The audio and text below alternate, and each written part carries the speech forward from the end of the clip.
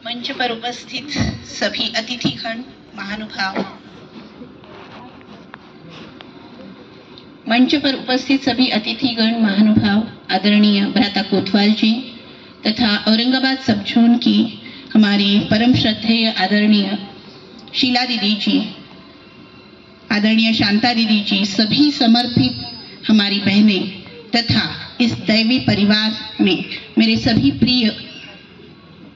प्रिय जो है परिवारगण परिगण, आज इस शुभ वेला पर हमारा ये जो सम्मान समारोह हो रहा है, तो मैं परमपिता परमात्मा और सभी का दिल से आभार व्यक्त करती हूँ और अत्यंत हर्ष से ये स्वीकार भी करती हूँ, क्योंकि ये परिवार का हमारा ये सम्मान है। आज कुछ अनुभव में साझा करना चाहती हूँ कि ज्ञान मार्ग में मैं कैसे आई। तो 3 स्टेजेस, ज्ञान के पूर्व, ज्ञान कैसे मिला और ज्ञान का प्रैक्टिकल अप्लाई। ज्ञान पूर्व, परमात्मा कहते हैं कि कोई विरला ही, कोटों में कोई में ते कोई विरला ही मुझे पहचान सकता है, जान सकता है। तो जरूर कुछ न कुछ उसने विशेषता मुझ में देखी होगी या कुछ न कुछ विशेषताएं हम में भी थी जिसके कारण हमने परमात्मा को पहचाना। नहीं आ रही है? ओके, आवाज सुनाई दे रही है? ओके, तो इस विशेषता के कारण ही शायद से इस ज्ञान मार्ग पर हम चल पड़े। बाल्यकाल में हमारा जो जन्म हुआ वो बहुत उच्च विद्या विभूषित माता पिता की गोद में, आदरणीय पिताश्री एक बहुत नामाचीन डॉक्टर और माताजी अध्यापिका रह चुकी, और परिवारगण भी बहुत ही धार्मिक था। मेरी ननिहाल में नानी जी जो थी वो स्वातंत्र्य पूर्व काल में भी संस्कृत गुरुकुल की स्नातिका रही। तो ऐसे एक उच्च विद्या विभूषित वेल एजुकेटेड फैमिली से हम बिलोंग करते थे कि जिसमें हर दिन की दिनचर्या होम हवन और परमात्मा की याद से या परमात्मा की प्रार्थना से ही थी। तो इसके कारण बचपन से ही अपने आप में एक अलगता महसूस थी कि कुछ तो हम अलग है, किसी विशेष कारणवश हमने ये जन्म लिया है, लेकिन वो पहचान नहीं पाते थे। लेकिन शायद से जब से समझ आई थी, एक प्रश्न अपने आप से हमेशा पूछा करती थी कि मैं कौन हूँ, who am I, what is special in me, और मेरा इस लाइफ का पर्पस क्या है।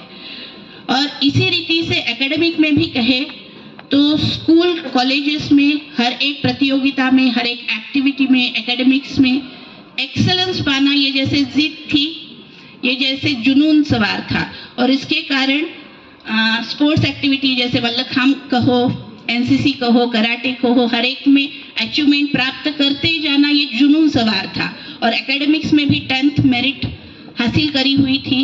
इस तरीके से ये चल रहा था। और दूसरा पड़ाव आया, करीबन उम्र की 17-18 साल में होंगे, माताजी हमारी अध्यापिका रही, तो वो पहले ज्ञान मार्ग में जुड़ी रही।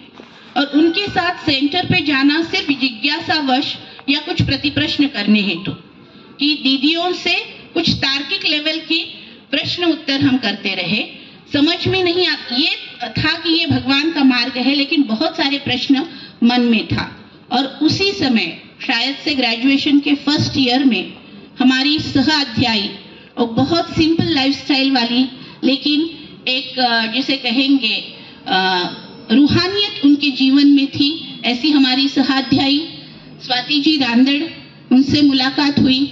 और उनके साथ उनके परिवारजन जो अभी सभी मंच पे उपस्थित है, गोपाल भाई रांदड़, उनकी युगल और सभी परिवारजन, उनसे मुलाकात। और उनके घर सिर्फ एक ही कारण जाना होता था कि मन में जिज्ञासा थी कि परमात्मा का ये जो मार्ग ये फॉलो कर रहे हैं, उसके लिए बहुत सारे मन में प्रश्न थे और उसके जवाब पाने हेतु उनके घर जाना आना होता था। शायद आप भूल गए होंगे मिताली बहन, लेकिन उस समय क्योंकि ये मुझे नामंजूर था, ये पता था कि भगवान का ये कार्य चल रहा है, लेकिन सिर्फ इस मार्ग पर चलने वालों को ही भगवान मिलता है, या सतयुग में जाने का जो अवसर है सिर्फ इस ज्ञान मार्ग पर चलने वालों को ही होता है।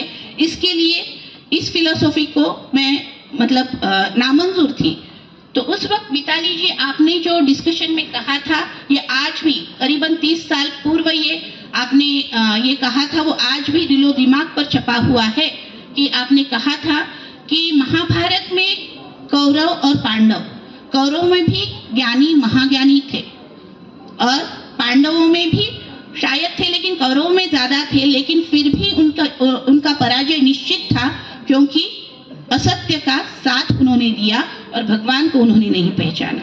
पांडव मुट्ठी भर थे, लेकिन उन्होंने भगवान का साथ लिया। बस इस एक वाक्य से कहीं ना कहीं क्लैरिटी आने लगी। और दूसरी बात, जो हमारी सहाध्यायी थी स्वाति जी रांदड़, वो सहपाठी थी, तो उनके नोटबुक में कुछ ना कुछ क्लासेस लिखी हुई रहती थी।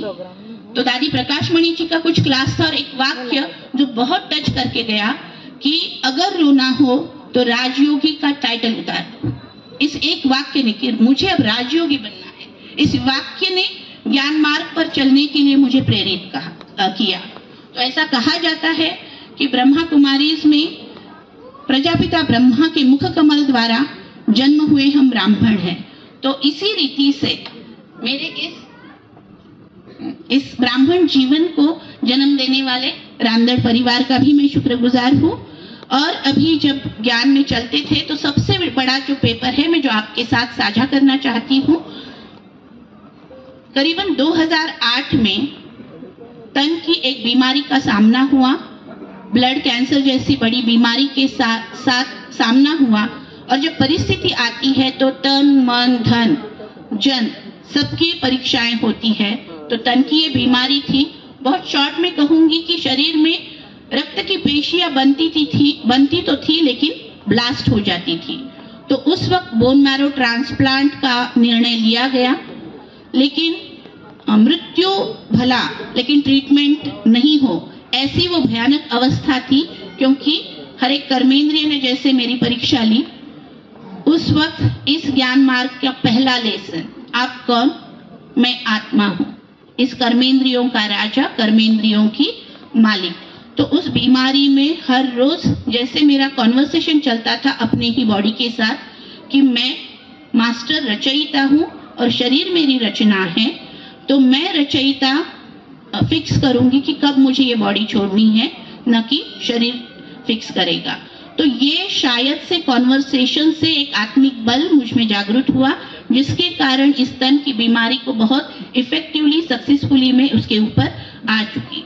और ऐसे ही इस मार्ग में, मतलब इस बीमारी में जब धन की भी परीक्षा आई तो बस एक दृढ़ संकल्प था कि मेरा बाप, मेरा, क्योंकि भगवान और भक्त का रिलेशन मैंने बचपन से कभी नहीं, तो एक बाप और बच्ची का रिलेशन हमने महसूस किया। और उस अधिकार से मैं हमेशा हमारे परिवारजन को कहती थी कि आप चिंता न करें, ऊपर वाला मेरा बाप बैठा है। और 100% ये पहली बार हमारे जो युगल है उनके ऑफिस का भी एक पहली घटना थी, क्योंकि वो गवर्नमेंट ऑफिसर है, कि 100% मेडिकल असिस्टेंस उस वक्त हुआ। ये भी तो एक, जैसे क्या कहेंगे, ये ऊपर वाले की दुआ या मदद का ही अनुभव था। तो इस रीति से हर प्रकार से मदद अनुभव हुई। और इस परीक्षा ने मुझे क्या सिखाया? तो सिखाया एक कि कार्मिक अकाउंट, भले भगवान आपके साथ है, लेकिन आपका जो कार्मिक अकाउंट है, जो कर्म बंधन है, वो आपको ही सॉल्व करने हैं।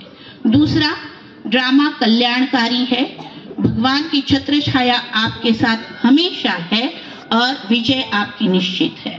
तो ये एक परीक्षा, और ऐसी अनेक छोटे मोटे चढ़ उतार आते गए। लेकिन इस और एक सबसे बड़ी सीख कि परीक्षाएं, कठिनाइयां आपको रुकाने के लिए नहीं, तो आगे बढ़ाने के लिए, उड़ाने के लिए आती है।